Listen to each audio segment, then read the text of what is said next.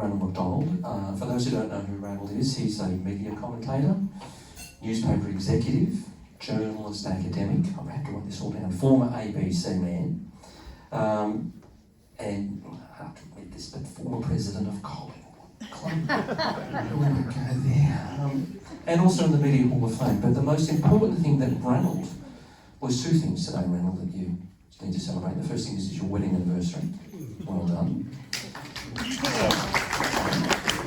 And obviously doing the right thing because he's gone out for the day. So well done. And the second thing that Ranald has no idea is that we're related, young fellow. My wife said, oh, one of our families married one of the Simons. I'm like, there you go, brother, how are you? I didn't know that until an hour ago. So without further ado, I'd love for Ranald to come and talk to us about what the world of play is with independence. And obviously there's years and years of experience with this good man here, and I really appreciate you coming out to talk to us. So come on over, make yourself comfortable. You can sit, stand, or play the drums, whatever you're comfortable with. I look at the drums. I think I'll stand. And look, I think you may be able to hear me, but you want to... It's up to you guys. Are you happy with the voice or the microphone? Microphone? Okay. I used to transmit from 3LO without actually using the transmitter because of my voice carries so much. But anyway, I'll bash on. Look, that was an excellent welcome to the country. I join you in that. I think it's really important. I did like the way you did it. I thought it was... Look, I've tried to work out how to speak to you today and try and contribute to something constructively, and rather than just blather on things that have happened, like Collingwood isn't going to win the premiership for the second time running, I thought I'd actually raise some points and then up to you to ask any questions you like. So I'll speak for perhaps an hour up towards that. Look, a statement of the obvious. We live in really difficult and challenging times. And misinformation, both deliberate, this speaker with my, can hear now? Okay. Misinformation, both deliberate and from those with certainty about their political or other views is rife. We don't know who to trust or what is really true. At meetings with friends, relatives, or strangers, we walk on eggshells. And just to look at one really worrying situation, like has happened in the United Kingdom. Rioting has been led by the aggressive right and is taking place against refugees and those of colour based on deliberate social media postings. The 3 children stabbed were by an unhinged 17-year-old, Briton, born in England, not a refugee nor an Islamist. And the trouble is that this promotion was not just through the new media, it was reported through some of the old media. And some politicians, and I think you can immediately put a name to a few, are just promoting it and pushing it, simply for short-term political gains and with no respect for the community in which they're meant to play a leading role. I've been reflecting on the state, territory and federal political changes since I became a cadet. The awful thing was, my reporting days began in Menzies' time in 1960. And I spent a few days there. So I've met and I've worked unpaid for, asked to give advice on certain things, such as ABC, how it should be advertised, how the ABC should carry political advertising, what form and things like that. So I have done some things and been close to government, but never financially linked, never been part of a party.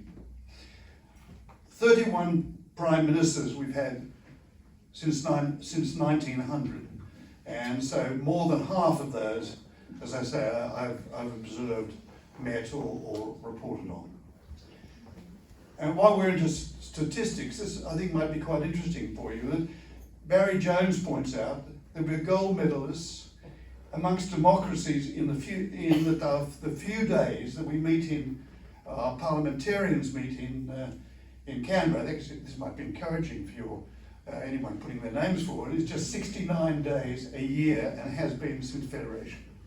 And that's 1/3 of the United States, 1/3 of England, half of France, Italy, Spain, and other countries, other democracies we like to compare ourselves to. So we have 69 days for the issues to be discussed and debated. So we have little time for genuine debate, and so the party whips rule. In other words, they say how you're going to vote, and you get people who've been in Parliament for years and years, and they've never crossed the side, they've never voted against anything that their party has put forward. Some statements of the obvious. The politics of division, of seeking support, whatever the real outcome, and making short-term pronouncements, so frequently resulting in unfilled promises, in misrepresentation, without any assessment of costs, and later retreats by those who give us the promises, have just risen exponentially since I began as a journalist. And when I became managing director, which, when I look back at it, was rather early, I was 26, and later editor-in-chief with the great Graham Perkin, our aim was simple. It was providing public interest, investigative, and fair journalism so that our readers could enter into a debate or discussion knowing the attainable facts. I know that sounds idealistic, but it's what we tried to do. We, for instance, gave away the term comment and headed it analysis, so that the sort of journalism you're getting now, not just on social media, but in so-called serious media so often is just simple comment, personal judgments, or those given for other reasons. And the two areas I want to discuss today briefly is the breakdown of political parties and the erosion of trust in both politicians and the media, and the need, therefore, for committed, independent and community-minded politicians, not constrained by their parties, with their obligations, their history and decisions determined by the ballot box. The so-called emergence of Teals has been healthy in my view, as are other independent parliamentarians such as Senator David Pocock, and of course the former member for Wentworth, Dr. Karen Phelps, was an absolutely excellent politician who sadly was lost to us. The party system is broken and is losing the trust of voters here and in other so-called democratic countries. I have a recommendation for you to understand how broken the British concept of democracy is, and that allows me therefore to leave a large gap out in this and recommend to you this book. And he's coming to Australia actually on October the 21st at Hamer Hall, and it's Politics on the Edge, a memoir from within by Rory Stewart. He actually ran for the leadership of the party in the last election. It's so fascinating. I mean, for instance, he was a minister in 6 different areas in 4 years. Only one previous minister briefed him or was interested to tell him what he was trying to do. He was in Afghanistan and he'd been there for some years, and David Cameron came out there to talk to various locals, and he was put on the list by those advising the Prime Minister. He was not asked one question, he was just simply there to listen to Cameron telling what he was going to do, having not visited before. It's an extraordinary example of the breakdown of the role of public servants, of the judiciary, and also the way the Prime Minister works in England, of course our model. And just by way of a comment, you read about the landslide in the last election. Well, it was a landslide because a huge majority, I think 170 or something, for the Labour Party. But in fact, the Labour vote actually hadn't changed at all. It was slightly down when they lost, because you've got UKIP on the right, and they don't have, as you know, preferential voting. If you put the two right parties together, it would have been a close contest. So it's a real worry, the fact that here we are told there's a total landslide, and Labour has got no more votes, in fact in most areas less, than when it was in opposition. It's just an example of how reporting is as people want it. Anyway, as I say, Rory Stewart, really, really good. The media world is increasingly promoting division, dislike, and distrust. It's a willing accomplice to this destruction of the institutions in our community. The journals so often present only one side of issues, or strongly promoting for reasons of ratings, readership, profits, and so often, sadly, for power and self-interest. And what we need is our thoughtful voices and real leadership and integrity from our politicians. I will refer to my cousin, Rupert Murdoch, later. Not a thing I often admit to. Independent and teal representatives are more than one-issue politicians. The Murdoch empire has been always promoting them as superficial or just interested in one thing, the environment, where of course there were no problems, and various other areas. They just say the teal politicians have little to contribute. In fact, they do. And just think of people like Monique Ryan, Dr. Monique Ryan, an extraordinarily impressive politician in my view. Allegra Spender, Kate Cheney. Just gives you an example, I think, of the sort of thing that Labour coalition politicians wouldn't be saying, and why we need our independence. This is from the Saturday paper, which I highly recommend. I really believe this is a great addition to our ability to get to some areas that will not otherwise, or are not otherwise being covered. This is headed, it's headed The Big Gamble.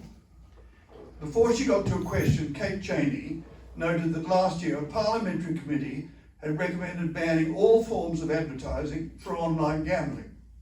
She further noted that in the same year, gambling companies made political donations of about $600,000. And that following the tabling of the report, the minister responsible, Michelle Rowland, spent months, quote, meeting with powerful companies that make money from gambling ads. So Cheney wanted to know, will you listen to the community and ban online gambling ads, or will you water down reform to serve your donors? In her answer, Rowland said she was concerned about saturation gambling advertising, and the harm done by online wagering on sport, particularly to young people. But the issue was complicated, and so she was continuing to consult with, quote, the key stakeholders. Now, without an independent person, politician, that wouldn't have even been raised. Fortunately, she doesn't owe anything to the gambling companies, and of course, that's one of the areas that the Murdoch empire want to expand further into. Let's move on, because I don't want to get you to respond. By the way, Barry Jones gives his second gold medal to Australia for being head of gambling losses. Gambling losses in Australia are $1,300 a year per person, per adult. So in this room, you all lost about $100,000 last year, and I suppose that's probably true, isn't it? Anyway, that's according to the statistics. But we are by far the biggest gamblers in this country. Simon Hogan's Court, who, as you know, provides seed funding for the Teals, had lunch I was with him at, and he gave a quite excellent response, only about a couple of months ago, to the question of Dutton's nuclear power generation proposal. Not just relying on the CSIRO rejection, he studied the issue in the States and elsewhere. He went across, actually did a short course. He was a quite remarkable person, actually. But his conclusion was damning. Even in those countries currently using nuclear power, there was an incredulity for a country like Australia even considering it, with its natural resources and the gains being made in the ability to store power generation for wind, solar, and even water. And the coalition-led plans are so vague that one just has to believe that they were made by some liberal gained vote-getting plan, and not a serious proposal to us as a community. It's an example of why these thought bubbles are keeping being presented to us as policy, and they're not being properly analysed, in my view. We need the Teals, we need the independents, perhaps even coalescing around a natural leader, federally, to pursue issues of national importance with honesty and integrity. Then, though, the problem is how to get the message and counter-arguments into the public domain. One would hope an approved ABC would be part of this, and the few trusted journalists in newspapers, magazines, and on the web. So the media and the dangers of artificial intelligence are really going to be a real concern for all of us in the future, as they are now. Rather than launch into a long dissertation on what is wrong with the media and why the general absence of fair reporting and the inability of readers, viewers, and listeners to work out from what assails us through both the old and the new media, what can be trusted, I'll start by recommending another book which actually only came out 2 weeks ago.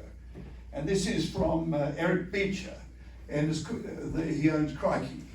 He actually was one stage, he came from the Age, he then went to become editor of the Sydney Morning Herald, and then he succumbed to Rupert Murdoch's charm and promises, which are not often fulfilled, and he went and became editor-in-chief of the Herald Weekly Times, lasted there 2 years, left, and therefore has a really interesting insight into the way that the media works, and also on artificial intelligence and its importance, and of the threat of Musk, and it's really worth reading. So I say The Men Who Killed the News by Eric Beecher. So I won't need to go into a long dissertation on all that. However, I would like to just make a couple of comments and then over to you. Media power, he says, is built on the gigantic loophole in democracy that protects the freedom of the press without requiring any ethical, moral, or societal responsibility from its owners. Just think about that. It's a very perceptive and important comment, I think, that if you've got money, you can buy the media, and then of course what you say is, we've got journalistic freedom, so you can't interfere with what we present to you. And it's the power of the media is right at the centre of the system. As I said earlier, Murdoch is a cousin of mine. When I entered journalism and reported at the Age, I had the good fortune not to carry my mother's name sign, which was helpful for me, because no one knew that I was associated with the family. And I certainly didn't tell anyone about Rupert Murdoch, and that he was a cousin. His grandfather, Rupert Green, hence the name Rupert, was a gambler, and he was a very attractive man around town, embraced by society. But the trouble is that he went through the money every now and again. They'd reached a stage where, as Dame Elizabeth says, who I know very well, or knew very well, one time she had to have a bicycle returned to Myer because they couldn't pay for it. So the community got around him, and they appointed him, because he loved the horses, starter for the Flemington and Caulfield. So he got 2 salaries, but couldn't bet legally. It was brilliant. Saved the family, but it does say something about Rupert's background. On the other side is a Presbyterian minister. So he is a combination of those two, which, as I've commented before, makes him a good gambler. He'll get out or move in different directions. His Presbyterian background certainly hasn't affected his morality, nor the promises made, and he also doesn't quite have a sense of humour, his grandfather. But I told this story before, but I just think it's perhaps worth saying, because I'll close it off in a moment or so. But I was over in England, and Harry Evans was a good friend of mine. He was editor of the Times. Rupert was taken over the Times, And Harry Evans was editor of the Sunday Times, and a terrific journalist. And I was having dinner with he and his wife, Tina Evans, and the telephone went, and he got up and left home, my wife and I, just four of us, and he said, we could hear him say, "Oh, Rupert, Mr. Murdoch, sorry, Mr. Murdoch." And then he said, "Oh, thank you, Rupert, thank you." And anyway, he comes back, and he says, "Oh, unnecessary, that was Rupert Murdoch." And he said what a wonderful job I was doing as editor of the Sunday Times, and would I please be editor of the Times? My wife said, "Well, there's a sacked editors club that has grown exponentially of those who've worked for Rupert, been promised jobs, and been sacked summarily, sometimes even by well, I was going to say an email, it wasn't. He sacked one of his wives through email, but through another person or by letter." Actually, Rowan Revere, editor of the Adelaide News, was sacked by letter, and he set up his whole empire through the news in Adelaide. But anyway, he countered by saying there are 3 trustees who are going to guarantee me editorial independence. And so we said, "Well, don't believe that, but I'll bet you 50 quid," I said, "that you're sacked without reference to the trustees within a year." He was sacked within 1 day of the year without reference to the editorial trustees. And the reason given for the sacking was he overspent a budget, which he'd never got, because he kept on asking how much money he could spend. And what Rupert, of course, was draining his ideas, getting good reporters, doing things, and really taking away any responsibility for money. And then, of course, the reason that he was sacked was because he went over the budget. Another claim he makes is he never asked favours. Well, John Menadue, who is his former general manager, has written, and those who want to see something really worthwhile on the web, look at Pearls and Irritations by John Menadue. And he says there, he was general manager for Rupert for a few years in news, in Adelaide and then on. And then he became secretary to Prime Minister and Cabinet to Hawke, and very interestingly, to Whitlam. And very interestingly, when Malcolm Fraser became a Prime Minister, he kept John Menadue on because it was so good. He ended up as ambassador to Japan. A man of integrity, an extraordinary man. Anyway, he says that Rupert keeps saying, "I've never asked for any favours. I don't use my papers for favours." Well, he said, "I've got an example." He said when the paper actually backed Whitlam, because Rupert's great at coming in the last moment and backing who the party is going to win, he appeared in the office and said that he wanted to see the Prime Minister, and he was trying to get special financial benefits for an investment he had in a mining operation in Western Australia. And this is in writing. I just give you that as an example of what the problem is with people who are in it for power, for influence, for money. And I'm sadly, that has affected so much of our media, and certainly affected the Murdoch empire, which I believe is very, very damaging to democracy. I suppose one of the differences between Rupert, my cousin, is that myself is that this is my 51st wedding anniversary. By my calculations, he's averaged just over 12 years a wife, and has had 5. So I'm different there too. I just want to end up with a comment or two about artificial intelligence. So I think you perhaps ought to really investigate this if you haven't. See, artificial intelligence harvests material through linking whatever's on the computers, and it's computerized operation. But what it means is the companies that are providing artificial intelligence are just getting material and regurgitating it, but they get so much of it.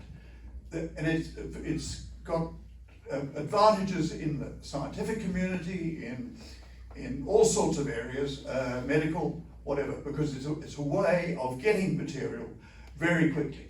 A definition of it is generally accepted as linking technologies that enable computers to perform a variety of functions, including the ability to see, understand, and translate spoken and written language, analyze data, make recommendations, reason, and make decisions and solve problems. Now that is the theory, but there's no human factor involved. There's no ethical factor involved. There's no person looking at it like a journalist would, a good journalist would, in determining what's true, what's false, what's important, not important, check sources, whatever. It claims to give you the story. It even, as you know, provides images and words which are put together that are indistinguishable from the person who actually would otherwise give it. There was an example in a previous election where some of the political ads were actually made without the person participating. In other words, they used the photographic evidence, photographic material they had, and put the voice to it, which was an image of the voice of the person. And this is the real worry that we're going to face with elections as they come up, and we already are facing with some of the material that's put out to us. So, I just would like to really end by saying that with no human oversight, no ethical base, or check on accuracy or fairness or truth or accurate sources, with the sorts of material that's being put out to us as news, which is just about causing further splits in the community and playing on emotion for political and other reasons, we are, as a community, more and more dependent on the leadership that we have and will have in the future. In short, it's the art of intelligence and the Murdochs in this world, which are the reason that we need trustworthy journalists, access to source material, politicians who see their role as serving the public and pressing for the truth. And as I said, I started by saying, these are troubling and changing times. So let's vote in people who we trust. And that seems to be the absolutely crucial message for you about the need for community-minded, independent, trustworthy candidates who don't owe anything to anybody. Thank you.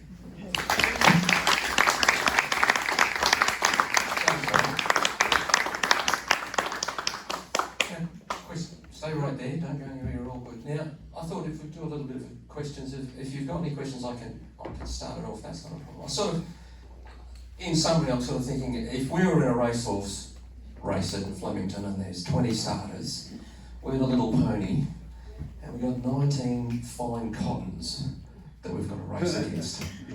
They're just the different colour on what they really are, and it's going to be a hard race, but we've got those things. We've got the integrity, we've got the trust, and we've got the honesty. I think that'll get us over the line. So my question, I suppose, is once we've got our candidate, how do you think we can best support that candidate? Well, obviously, see, letters to the editors is an interesting thing, because I've been unable to get a letter when I was promoting the need for more resources and more independence for the ABC. Somehow none of my letters got into any of the Herald Sun or into the Australian, and I was a little embarrassed having been managing director of the Age to try and keep pushing into the Age. So I have some sort of feel for the problem, which is obviously how to get a message out past the gatekeepers when gatekeepers are determined to present only one side of the story, and the one that benefits, in many cases, them. So local newspapers seem to be absolutely basic, and of course local radio stations and other radio stations. You can call in, as you know, to radio stations even when the person who runs them or speaks on them is not necessarily of the same political direction as yourself. You've then got a moment when you're on air. And I think that is one real way of doing it. The other thing is going to paper. Well, I'm talking about the Saturday paper. The Saturday paper is such a John Hewson, in my view, is the most independent and intelligent economic journalist in this country. And it is, he came from one side of politics, but he's such an exceptional person and very highly intelligent and expresses himself so well. So, the answer, I think, is writing letters, is using any local media community available to you in the community, and just generally promoting it to other people. Thanks, Ron. As you can see, we don't need to convince the whole nation that our candidate's got to win. It's only our community. So amongst us here, if we were to talk to 10 people and ask them to talk to 10 people, we've got it covered. So it's not a big ask. It's just about how much effort we can put in and go to this. Now, do we have any other questions from the gallery? I'll ask a question. Oh, hang on, Artie's got one. Artie, again, one of the leaders in the community, and a good wine. Ranald lectured me in media law about 25, 30 years ago. Media law and ethics. And so I want to start with an anecdote, and that was one that came to me through Tom Cantor, who unfortunately passed away since, but he told me a story about Uncle Rupert and his mother Kate and Janet, his Kate's sister, and they were down at Frankston Pier, and Rupert decided to push Kate off into the water, and Kate was a very weak swimmer, and he took it upon himself to stand in her hands every time she tried to clamber back up onto the pier in order to keep her at arm's length. And I just thought that is so typical of a man, a wicked boy who grew into what he is. An evil bastard, exactly. The other thing is just talking about media law, and one of the great conduits of information for this generation has been what is now known as X, but used to be called Twitter. And Elon Musk's propriety of that particular conduit has turned it into a sewer, and where you cannot identify who is a real journalist, who is not a real journalist, who is coming from whatever part of the political spectrum. It's not only has it diluted the overall message of information, but it's become incredibly dangerous in my view. And I don't know if anyone wants to talk to that or. Well, let me just say something. I think that one of the things that's happening at the moment, is incredible, which is Rupert Murdoch taking on putting Lachlan, trying to put him in permanently. I hope you've all read the story. It was only it got from the New York Times and the Age. So there's still some good things in the papers. I commented, by the way, just another aside. The Age put so much into the CFMEU story. Which is an incredibly important story, which covers everything from corruption to political bribery, everything you like. But really good investigative journalism is so crucial. It's the only area whereby it can't be pinched by other people, it can't be distorted, it's there. And I'm afraid the Age is the only one that's, well, with Sydney Morning Herald, is doing it and using 60 Minutes as well. So, but as regards Rupert Murdoch, what's happened is that there was when Anna Murdoch, his longest-serving wife, produced James and Lachlan, and the divorce came up, there was a settlement trust deed that the 4 children up to then, Prudence, Elizabeth, James and Lachlan, would be the only ones who, each one had a vote, who would determine who led the whole organisation, News International, from there on. And so Wendy Dung's children were cut out because a lot of money, so those 4. So then Murdoch decides, now he's only, 2, he decides that Lachlan should be put in and he's going to be chairman emeritus, which means he still runs it because he's got all the votes, but just doesn't have the day-to-day responsibility. And then, so he determines that the way to go is to ensure, after his grave, that the whole organisation continues to be Tea Party right, and be conservative. And so he's gone to Reno, and this is only a few weeks ago, and you might have read the story, but it's absolutely true because I've checked it. It went to Reno. First of all, he sacked a couple of the trustees. This was the trust was set up, as I say, as part of a legal settlement with Anna, his wife. And he sacked a couple of trustees, made the head of trustees Donald Trump's Attorney General. Attorney General.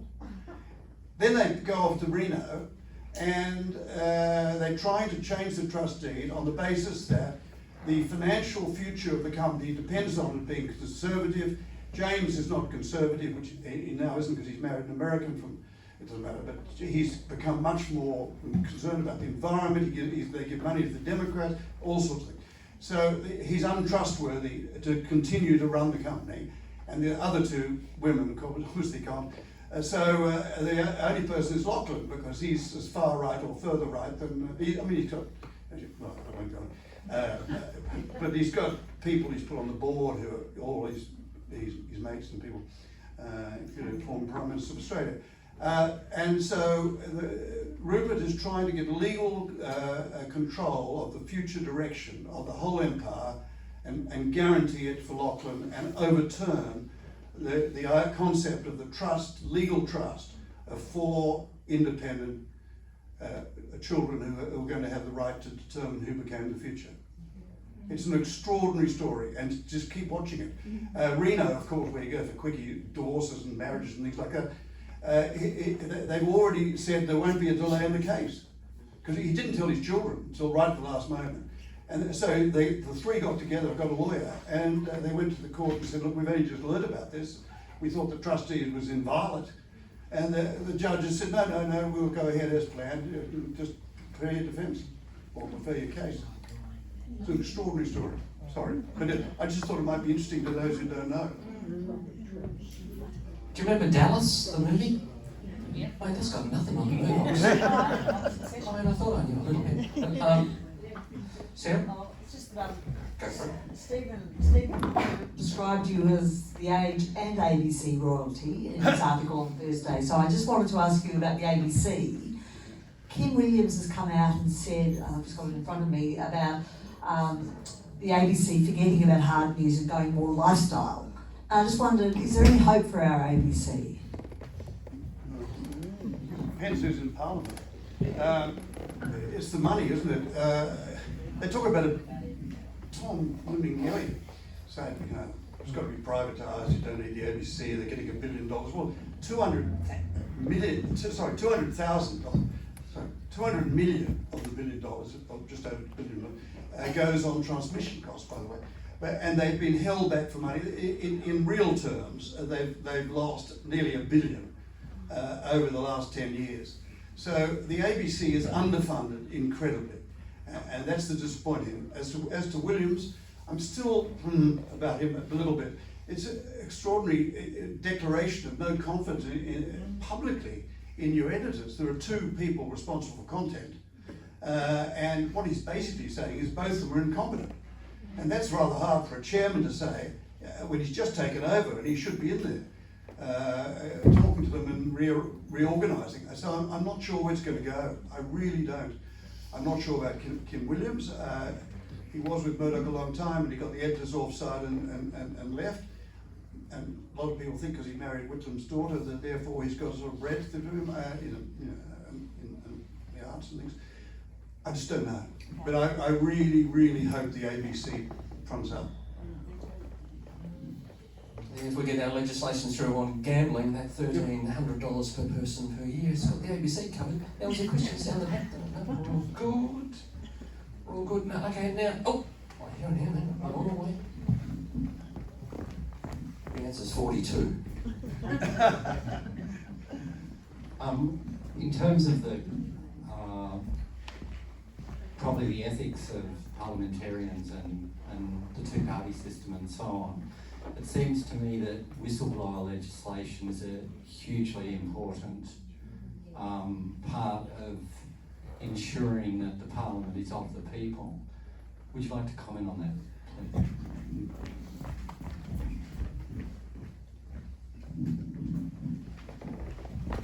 I have no doubt that whistleblowers, if it can be shown to be in the public interest, should be protected to the absolute nth degree.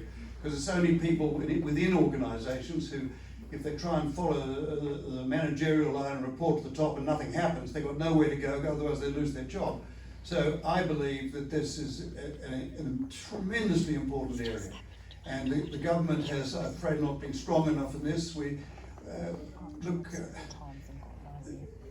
I don't want to go. The CFMEU, people knew about that. You know, they're for ages. Politicians knew. there were complaints and letters and all sorts of things, and yet nothing happened. We've got, at least we've got legislation to try and protect corruption, but they're not progressing it. I mean, robo-debt, why the hell isn't something happened on that? That's a great question. Another one is, what about, and I don't want to put myself in court about this, so I won't even say his name, the bloke from Mount Martha who gave $600,000 to the councillor, the mayor, who is in planning. He's kicked around for about 4 years and he's not in jail. And veterans, the Afghanistan story. Oh, look, you've got to give credit, I think, I'll go and talk to the agent. You've got to give credit to the agent. That Robert Smith case had the potential to destroy the company. If they got a judge who wasn't as good as this judge was, I've got no doubt about it being true. Nick McKenzie is the greatest journalist I've ever seen. I thought Ben Hills was good when we started Insight when I was there, but he's jumped over that, and there are others who are with him. It's not just him, but he's the leader. And I mean, he's been doing his things, about drugs and bribery from China through Fiji and things like that. So he's done things on all political parties, people of different persuasions. He is the best thing we have going for us. But the trouble about it is, and this is what I found when I was editor-in-chief, you have on the front page something that proved a person was a liar, a crook, a cheat, horse thief, everything, and nothing happens. So then you repeat it in a different way or add to it, still nothing happens. You write an editorial and then nothing happens.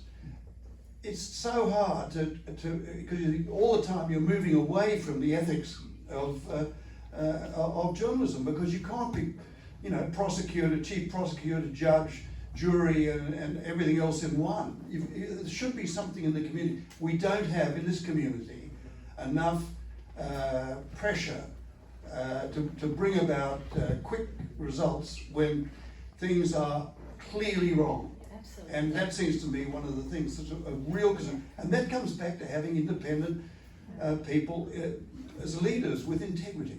It really is, it's so obvious. But I mean, many of you would know of cases where things that are wrong have not been righted. Crown Casino, no one went to jail. All the drugs, all the money.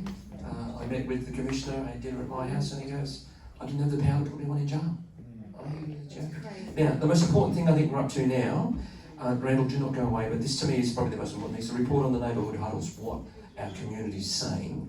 So, Joe? Is Joe here? I am. Is that me? That's me. I'm first up. You're first up, Joe. I don't need that probably. Go for it, you're on. Okay, we